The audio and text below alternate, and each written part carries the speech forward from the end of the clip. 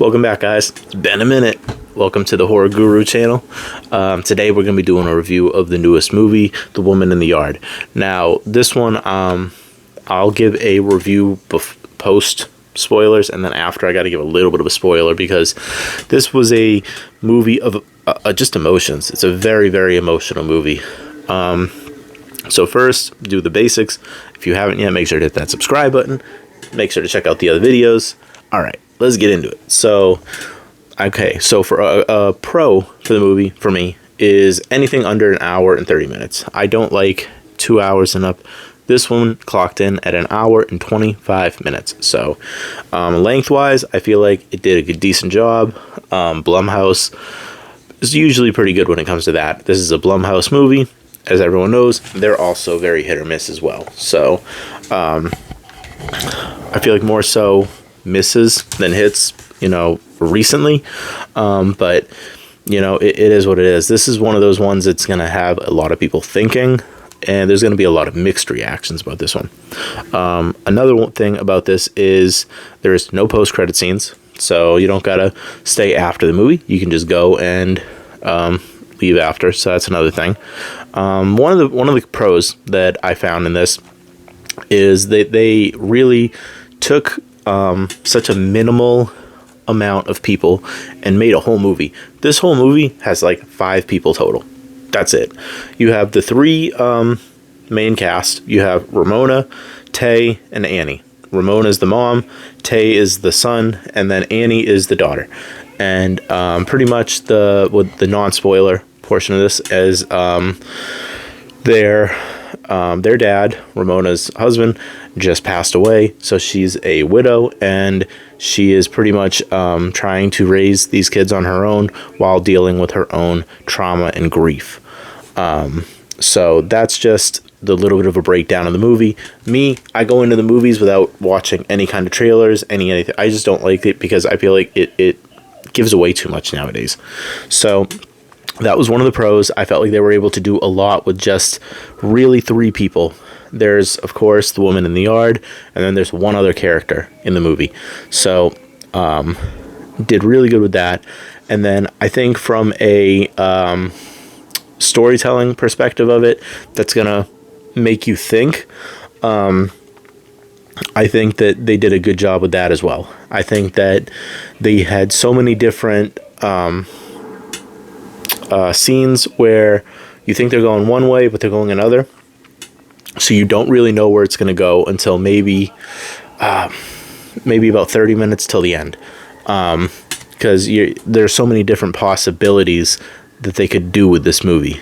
I mean, if you think about it, it could be a slasher, it could be psychological, it could be supernatural. There's so many avenues that you could do with this. So I think that the creativeness was there for something like this because it was so simplistic. The negatives. So the negatives. I didn't like the ending. And that will be in a second when I talk about the spoiler. But I didn't like the ending, and I didn't like how it felt almost forced by the end.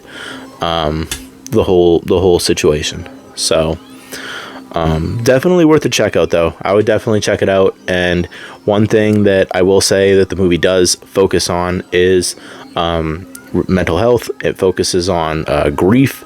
It focuses on suicidal thoughts, tendencies, and it's just it's not so much something that you're going to go to, and if you're expecting a just slasher movie, this isn't going to be the movie for you. So anyways, that was the non-spoiler portion. So I'm going to give you a second to get off if you haven't yet. This is kind of a little bit of the spoilers.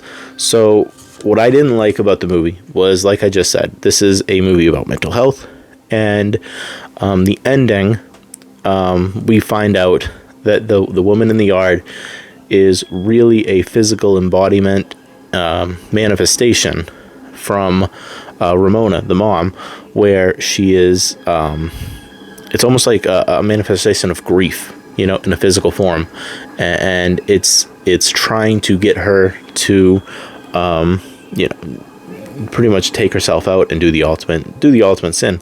And throughout the movie, it guides you more and more to that. And throughout the movie, you see a lot of like the reversed R that gets brought up into it, because, you know, obviously I feel like that was a little nod to The Shining, the reverse R, red rum meaning murder, and all that.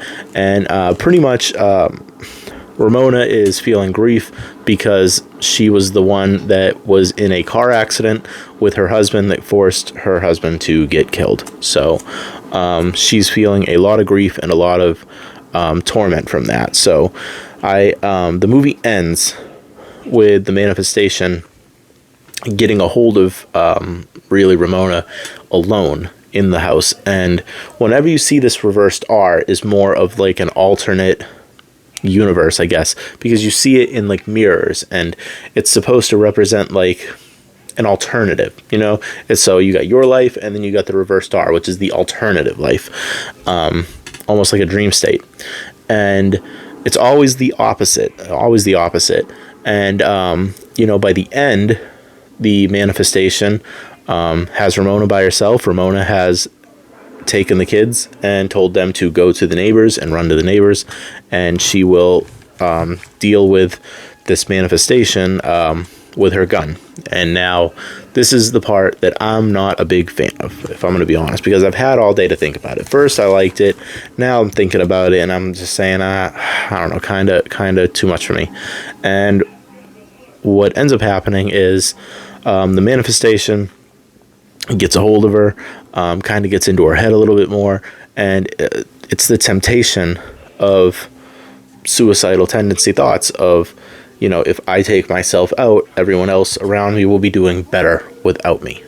And so one of the very final scenes is she's got the gun to her chin, but you don't hear it go off. And then the next scene, you see her coming downstairs. The kids didn't go to the neighbors. They're running to the front of the house to see their mom. They hug. They go inside. Then it pans out. The lights come on. The power was off the whole night, the whole movie. So the power just came on. As they are going in, you see a pan of the front of the house, and there's a door symbol, not door symbol, door for the house. And they pretty much named the house because they were proud of it when the husband wanted to, and he wanted to name the house. So she thought it was kind of a stupid idea. Not one point in the movie did it show that the house was named, but now we see this this thing right out front with a name to the house. And on top of that, the power starts coming back on. Their dog from earlier on in the movie gets lost, assuming the manifestation actually killed the dog. The dog comes back, and then they kind of slow motion to a painting that it looked like Ramona was painting, but instead of where she signed her name, the R was reversed. So sadly, you would have to really think about that and say, if you didn't notice that detail, that this is all just the alternative, and she actually did take herself out in that room when she was face to face with the temptation. And that was really that was a tough one for me, because I think that's just it's a kind of crummy way to end the movie. I mean, I get it. There's a lot going on. But I think that it would have been a lot better if you want to do that to the character, okay. But I think that you really should have focused on after, because as soon, like, that's what they do. They pan to the photo, you see the R, and then it goes to credits.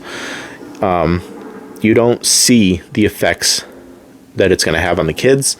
You don't see what their future is going to be like for the foreseeable future, because now they're without a dad that just passed away recently, and now they're without a mom who just committed suicide. So you have a lot of different things that are going on in the process, all while she's thinking, if I do this, everyone's going to be better. And I feel like it really could have really capped off that it wouldn't have been better, and it wasn't just a, let me do this to make everyone happy, because that's almost what I got out of the end when there's no like cap off to it, So for that part alone, I do, I kind of do ding it a pretty decent chunk. So 1 out of 5, I'm going to give this movie, I'm going to give it a 3. Just because I really think that they could have done a lot more with that ending. And I think that it would have been a really powerful message if, it ended with her being able to beat her manifestation, and depression and, fight it. And, this is just like I said, it's a movie of mental health. It's a movie of,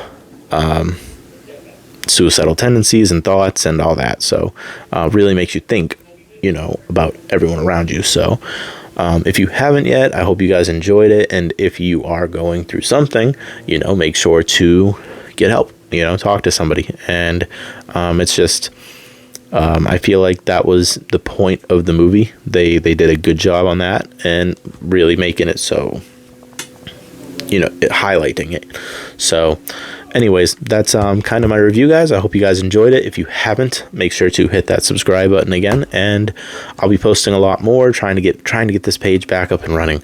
I've been down for a while, so we're working on it.